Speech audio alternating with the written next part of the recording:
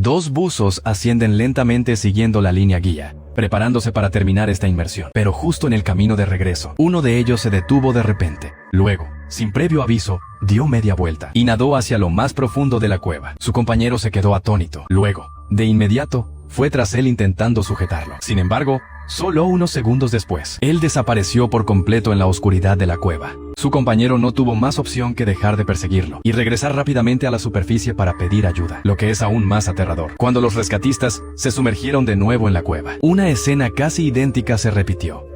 Otro buzo experimentado, de repente, actuó de forma extraña. Luego perdió el control, cayendo verticalmente hacia las profundidades de la cueva, y nunca regresó.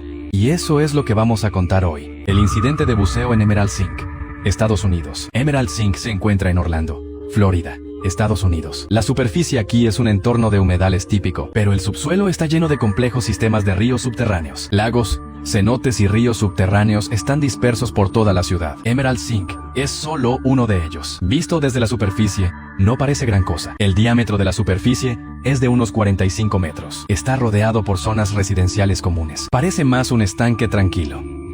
Pero bajo la superficie se esconde un mundo completamente diferente. La estructura submarina de Emerald Zinc presenta un sistema de cuevas típico en forma de reloj de arena. La entrada es estrecha. Cuanto más desciendes, más grande es el espacio. La profundidad conocida supera los 152 metros. Pero, ¿qué tan profundo es realmente el fondo? Nadie lo sabe hasta el día de hoy. En la década de 1960, un club de buceo eligió este lugar como sitio de entrenamiento. El fundador del club, Al Watts, tiene un estatus muy alto en el mundo del buceo en Estados Unidos. Él no solo es de la Asociación Profesional de Instructores de Buceo y de los Estados Unidos, y uno de los cofundadores de la Asociación Nacional de Buceo en Cuevas, sino que también fue uno de los pocos pioneros en aquel entonces que se atrevían a explorar cuevas extremadamente profundas. 13 de agosto de 1970, Al llevó a varios alumnos a Emerald Zinc. Esta vez, no era un entrenamiento. 2 días antes, alguien accidentalmente perdió un chaleco de seguridad muy costoso en la cueva. Planeaban recuperarlo. Quien descendió junto a Al fue Fred Schmidt, de solo 16 años. Aunque era joven, tenía un talento excepcional. Era uno de los pocos buzos en el área de Orlando, en aquel entonces, que había roto el récord de inmersión de 100 metros. Cabe mencionar que, en esa época, no utilizaban las mezclas de gases de hoy en día, sino con reguladores de aire común. Esto significaba que, a mayor profundidad, el peligro se multiplicaba. Alrededor de las 11:00 de la mañana de aquel día, ambos se sumergieron. Siguieron la línea de vida hasta los 46 metros de profundidad para buscar, pero no encontraron nada. Así que decidieron dar por terminada la inmersión y comenzar a ascender. Fue justo durante el ascenso, cuando ocurrió el accidente. Fred se dio cuenta de repente de que se le había soltado la linterna de buceo, la cual se hundía lentamente hacia el abismo. De inmediato, se dio la vuelta y bajó tras ella. Al presintió el peligro al instante y lo siguió de inmediato en el descenso para intentar detenerlo, porque sabía perfectamente que seguir bajando a esa profundidad implicaba que el consumo de aire y el tiempo de descompresión se dispararían. Sin embargo, Fred descendía a una velocidad vertiginosa. Al lo persiguió hasta los 91 metros de profundidad, pero no logró alcanzarlo, teniendo que ver, impotente, cómo la oscuridad se lo tragaba por completo. Para ese momento, su propia reserva de aire estaba al límite, y la línea de vida había llegado a su fin. Seguir bajando solo significaría perder otra vida. Al final, Al se vio obligado a desistir, y comenzó a regresar a la superficie. Debido a la extrema profundidad y a un ascenso demasiado rápido, Al perdió el conocimiento a mitad del camino, pero recuperó el sentido a los pocos segundos, y se percató de inmediato de que ya presentaba síntomas graves del síndrome de descompresión. Haciendo un esfuerzo sobrehumano, salió a la superficie y pidió ayuda. Durante los siguientes 3 días, los rescatistas se sumergieron varias veces en la cueva, pero no hallaron rastro alguno de Fred.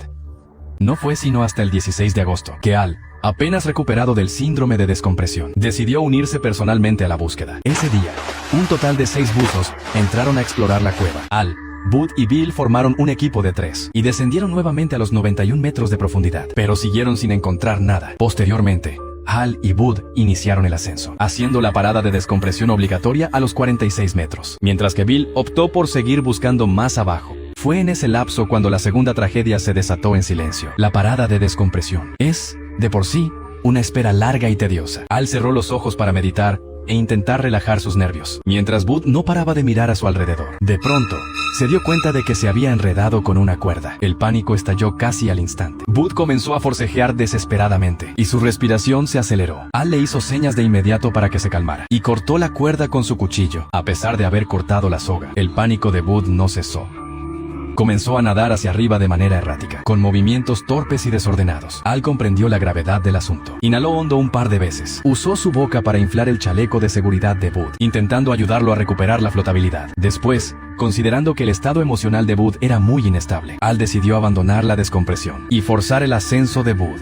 Más que la enfermedad por descompresión, el pánico incontrolado es más letal. Sin embargo, justo en ese momento, el regulador de buceo de Bud se soltó repentinamente. Lo más extraño es que no se volvió a colocar el regulador en la boca, sino que comenzó a respirar el aire del chaleco de seguridad. Al intentó ayudarlo a recuperar el regulador, pero se encontró con una resistencia violenta. En ese momento, Bud claramente ya estaba desorientado. Al se preparó para activar el dispositivo de flotabilidad de Bud para forzar su ascenso. Pero apenas se acercó, Bud comenzó a atacar a Al repentinamente. Ambos chocaron contra la pared del techo de la cueva. El regulador de Al fue arrancado, y su cuerpo quedó enredado en la línea guía. Al darse cuenta de que seguir forcejeando podría significar la muerte de ambos, Al solo pudo optar por salvarse a sí mismo. Empujó a Bud, se liberó de la cuerda y ascendió rápidamente. El dolor agudo de la enfermedad por descompresión llegó rápidamente. Al salir a la superficie, inmediatamente pidió una ambulancia y volvió a sumergirse para aliviar los síntomas. Mientras tanto, Bud, debido a que seguía inhalando el aire del chaleco de seguridad, perdió gradualmente la flotabilidad y comenzó a hundirse en las profundidades de la cueva. Esta escena fue vista por Bill,